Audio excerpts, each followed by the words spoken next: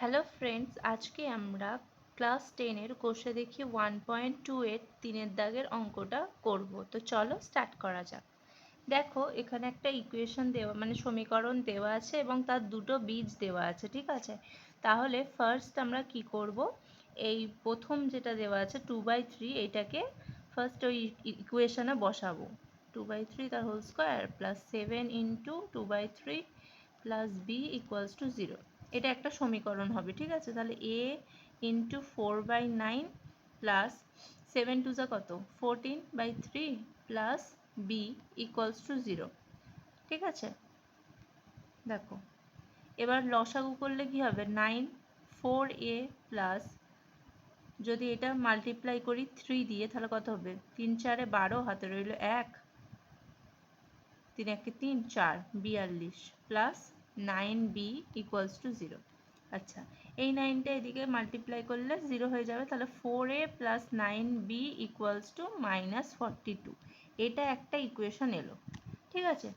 Next এই পাশে আর একটা ইকুয়েশন বানাতে হবে, যেহেতু এখানে -3 আছে, তাহলে এক্সের জায়গায় আমরা কি করব, এক্সের জায়গায় -3 বসিয়ে দেবো। তাহলে a ইন্টু -3 তার whole square plus 7 into -3 plus b equals to 0 হলো। তার মানে এটা যদি করি তাহলে কত হবে, 9a প্লাস মাইনাস 3 সাথে কত 21 প্লাস বি ইকুয়ালস টু 0। তাহলে 9a plus b equals to 21। এটা 2 নম্বর সমীকরণ হলো, ঠিক আছে।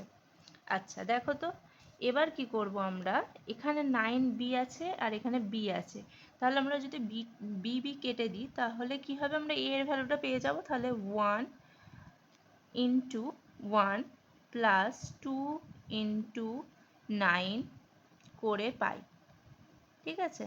মানে 1 নাম্বার ইকুয়েশনের সাথে আমরা 1 গুণ করলাম এবং 2 নাম্বার ইকুয়েশনের সাথে আমরা 9 গুণ করলাম।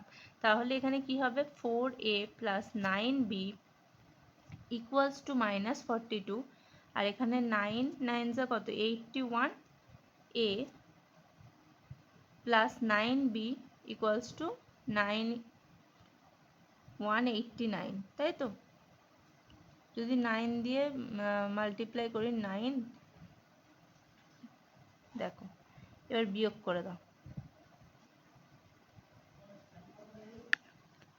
এবার এটা মাইনাস করো, তাহলে 9 9 কেটে গেল, আর এখানে কত হবে -77a মাইনাস কত হবে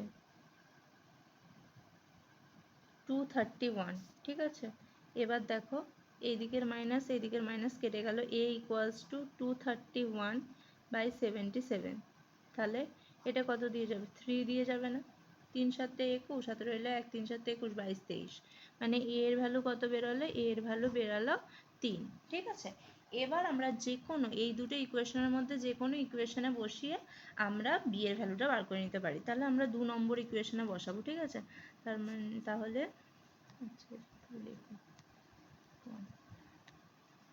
2 নম্বর, এবার কি লিখবে, 2 নম্বর সমীকরণে,